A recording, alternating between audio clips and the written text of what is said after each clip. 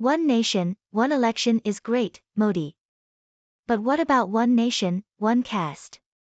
Ek desh ek jati ka kiya, Modi ji.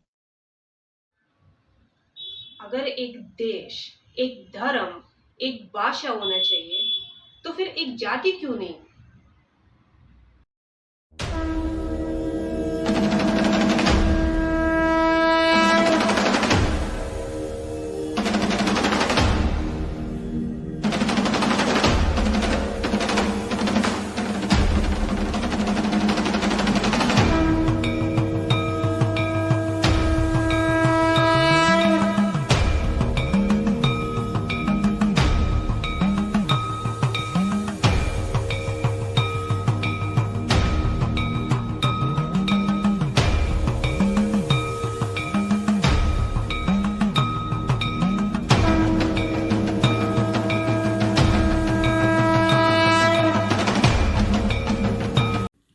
यह एक बहुत ही प्रासंगिक सवाल है।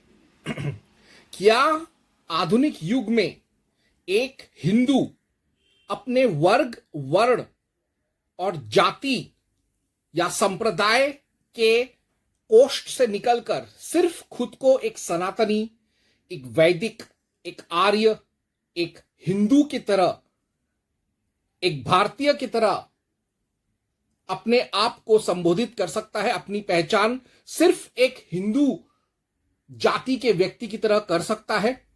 क्या शास्त्र इसकी अनुमति देता है?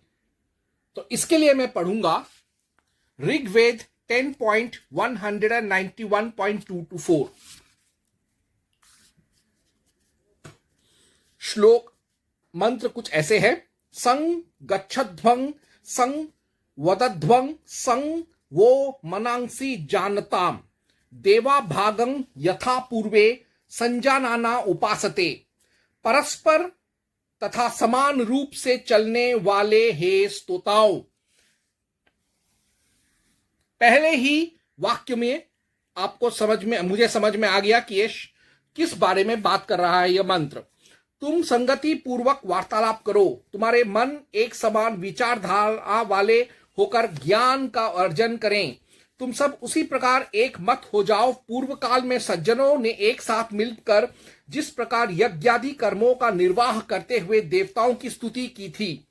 समानो मंत्रः समिति समानी समानं मनः सह चित्तमेषाम समानं मंत्रमभिमंत्रये वह समानेन वो हविषा जुहोमि।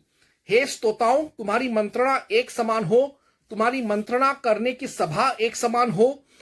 हम तुम्हारे जीवन को एक ही मंत्र से अभिसिंचित करते हैं तथा एक समान आहुति देकर यज्ञमय करते हैं।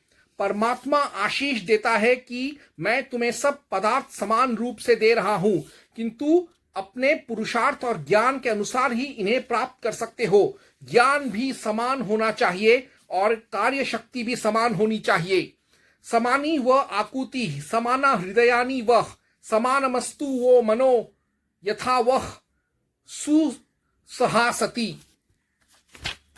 अर्थात हे स्तोताओं, तुम्हारी संकल्प शक्ति अध्यवसाय समान हो,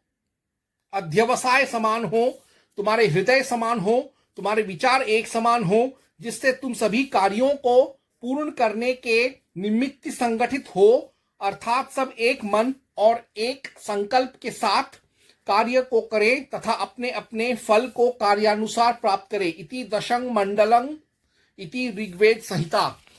अर्थात ऋग्वेद का सबसे आखिरी जो मंत्र है उसमें उसको समान सूक्त कहते हैं, जिसमें सबसे बड़ी बात जो कहा गया है कि हम सब एक समान हो, हमारी सभा एक समान हो, यानी हम जहां पे मिलते जुलते हैं वह एक समान हो। ऐसा नहीं हो कि जाति के आधार पर अलग लोगों का अलग अलग सभा हो, या जैसे एक मैरिज हॉल में अगर ब्राह्मण शादी करवाते हैं या अनुष्ठान करवाते हैं तो वहां पे दलित नहीं कर सकता। ऐसा नहीं होना चाहिए।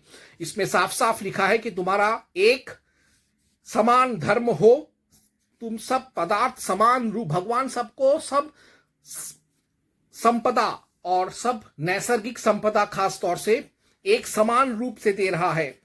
सबका कार्य शक्ति एक समान हो, सबका विचार एक समान हो, सबका ज्ञान एक समान हो, पुरुषार्थ एक समान हो, सबका संकल्प एक समान हो, सबका जीवन यापन करने का इच्छा एक समान हो, सबका हृदय एक समान हो, सबके विचार एक समान हो, सब एक मन के हों और एक संकल्प के हों। यानी यहां पर साफ साफ कहा गया है कि हिंदू जाति के उत्थान और राष्ट्र के उत्थान के लिए समानता आना बहुत जरूरी है।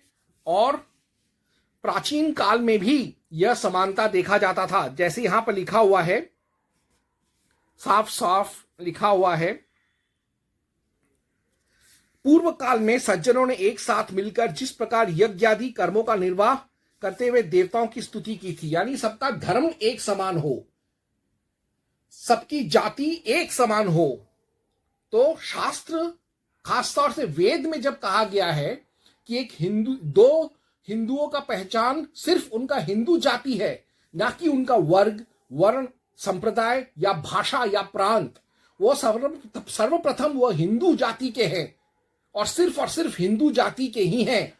तो हमारे वेद में जब यह समानता और इस समानता के आधार पर हिंदू एकता का बात कहा गया है, ऋग्वेद में भी, वो भी ऋग्वेद में जो कि 10,000 बिफोर क्राइस्ट, ईसा से 10,000 साल पूर्व लिखा गया था, तो इसमें कोई शंका नहीं होना चाहिए। और हम सब हिंदुओं को एक देश, एक धर्म, हिंदू जाति, सिर्फ अपने हिंदू जाति ही हमारी एकमय पहचान होना चाहिए। प्रथम और आखिरी पहचान यही होना चाहिए कि हम हिंदू जाति के हैं, ना कि हमारा वर्ग, वर्ण, संप्रदाय, प्रांत या भाषा या कबीला। तो हिंदू धर्म में समानता, एकरसता का संदेश धार्मिक आदेश के आधार के रूप में बहुत पहले से ही दिया हुआ है और हमको सिर्फ उसको वापस याद करना है और उसको कार्यान्वित करना है। ओम हनुमते नमः।